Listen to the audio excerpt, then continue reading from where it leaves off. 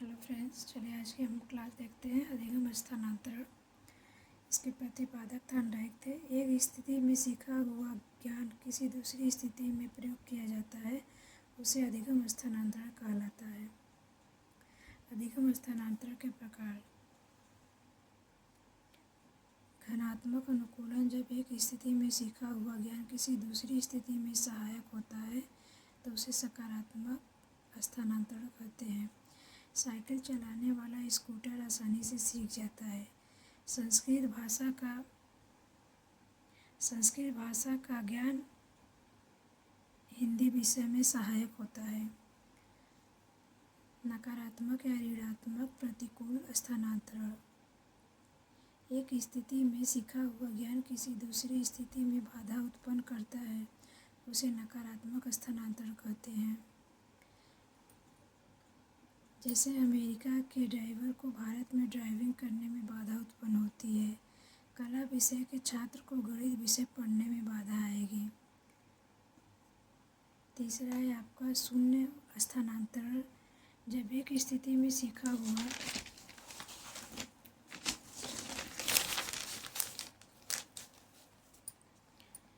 ज्ञान किसी दूसरी स्थिति में न तो सहायक और न बाधा उत्पन्न करता है तो उसे नकारात्मक स्थानांतरण कहते हैं। कबीर के दोहे याद कर लेने पर भी रहीम के दोहे याद करने में उतना ही समय लगेगा।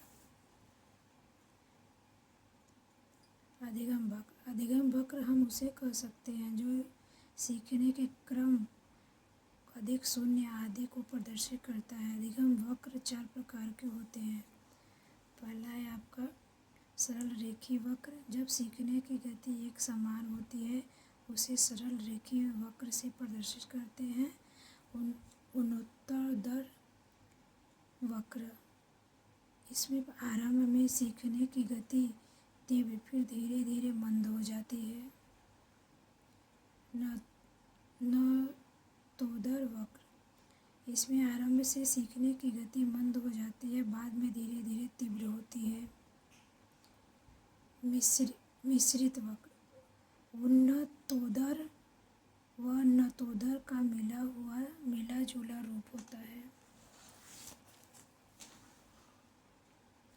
अधिगम का पठार। जब सीखने की गति रुक जाती है, न तो उन्नति होती है न अवनति होती है, तो उसे अधिगम पठार कहते हैं। अधिगम के अन्य महत्वपूर्ण सिद्धांत। कोर्ट-लेविन का सिद्धांत था क्षेत्र का सिद्धांत।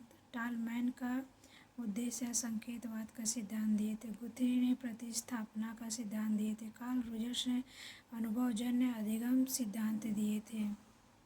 अब्राहम मैस्लो ने मानवतावादी अधिगम सिद्धांत दिए थे। मिलर ने सूचना प्रक्रियाकरण का सिद्धांत दिए थे।